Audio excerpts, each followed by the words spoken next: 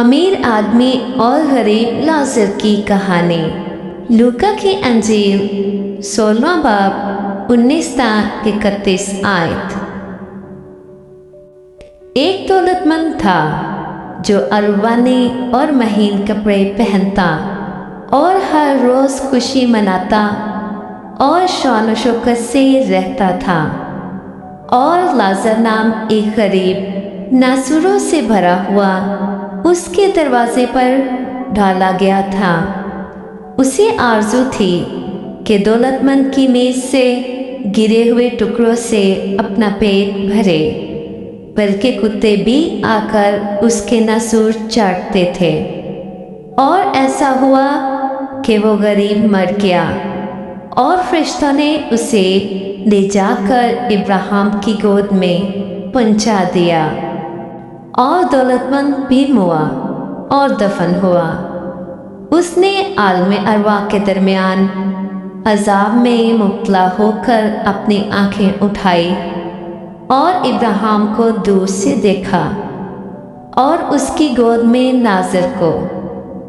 और उसने पुकार कर कहा, ए बाप इब्राहिम, मुझ पर रहम कर कि लाज़र को भेज कर कि अपनी उंगली का सिरा पानी में भिगोकर मेरी ज़ुबान तर करे, क्योंकि मैं इस आग में तड़पता हूँ। इब्राहिम ने कहा, बेटा याद कर कि तू अपनी ज़िंदगी में अपनी अच्छी चीज़ें ले चुका और उसी तरह लाज़र बुरी चीज़ें, लेकिन अब वो यहाँ तसल्ली पाता है और तू तड़पता है।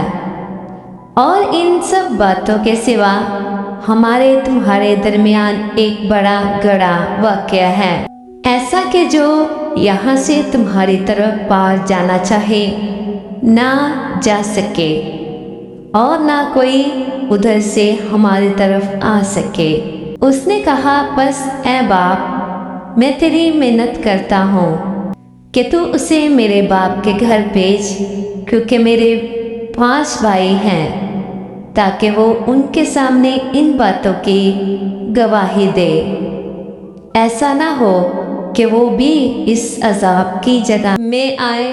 इब्राहिम ने उससे कहा, उनके पास मूसा और अनबिया तो हैं, उनकी सुने। उसने कहा, नहीं ए बाप इब्राहिम, हाँ, अगर कोई मुर्दों में से उनके पास जाए तो वो तौबा करेंगे।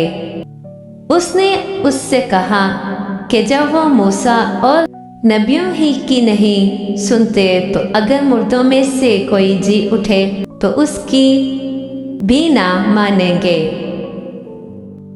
ये कहानी हमें याद दिलाती है कि कभी कभी हम अपनी ज़िंदगी में बहुत मगन हो जाते हैं, अपने काम में, अपने आराम में और अपनी परेशानियों में, और हमें पता भी नहीं चलता कि कोई परेशान, किसी का दर्द हमारे पास ही छुपा बैठा है।